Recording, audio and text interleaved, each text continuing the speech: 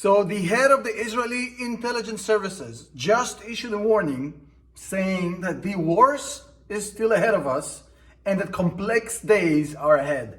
That is military speak for the feet are about to hit the shan. What is he talking about? Allow me to explain. A few days ago, as I told you yesterday, the Israelis allegedly took out Zahari. Zahari was the head of the Quds force in Syria and Lebanon. He was in charge for the Iranians remote controlling Hezbollah in Lebanon. And the Israelis took out this dude and 6 of his lieutenants, essentially killing off the entire chain of command of the Iranians in Lebanon and Syria, causing them not only to have a huge moral defeat and a huge embarrassment, but also actually cutting the tie between Iran and Hezbollah, which was also an operational success for the Israelis. Now, the Iranians immediately issued massive threats saying that the pain is going to be absolutely insane, that they will wreak havoc on Israel and whatnot, as expected. Now, I told you yesterday that I think that the response is going to be through some sort of a combination of a proxy force, not directly from Iran. Now, I don't know. Iran might directly retaliate. This is still the Middle East, so anything can happen. But here's how I see it. Right now, the Iranians operate way more than just Hezbollah and the Houthi rebels. These are the 2 proxy forces that have the most amount of PR of the Iranian set pieces. But in fact, they have 10 more. They have about 12 proxy forces in the region. So they have plenty of assets and plenty of opportunities. Now, one of them is the Iraqi proxy force. It's called Hezbollah Brigades. Hezbollah Brigades of Iraq, in fact. That is the proxy force that's operating in Iraq, which is currently being owned by Iran de facto.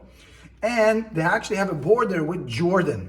Why is that important? Because Jordan has a massive border with Israel. It's the biggest border of Israel with an Arab country.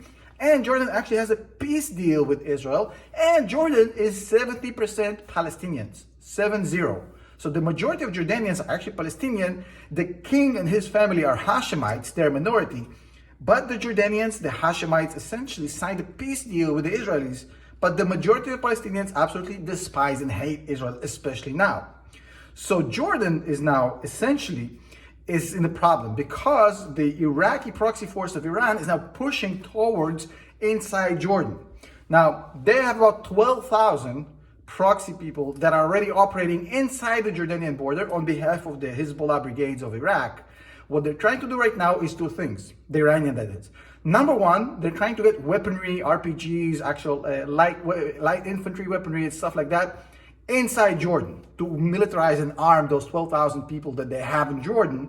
But also they're actually doing a lot of PR work in the background to cause the Jordanian people to uprise and potentially destabilize the regime, the king. That's exactly the same thing that the Egyptians feared about for the past 10 years. They feared that Hamas might do the same thing in Egypt. Right now, Iran is trying to destabilize the king in Jordan. What we've seen over the past 2 weeks is massive demonstrations in Jordan against the government, well, against the king really, basically saying that the king is an Israeli collaborator, is a Zionist agent, and that the Jordanians should go to war with Israel to protect the Palestinians. So essentially, they're trying to destabilize Jordan and essentially create a situation where the Jordanian-Israeli border becomes the same that the Red Sea. The Houthis essentially blocked off the Red Sea. There's a lot of problems moving goods through the Red Sea into the southern Israeli ports. That causes massive logistical issues, not just for Israel, for the rest of the world, but for Israel, it's very, very painful.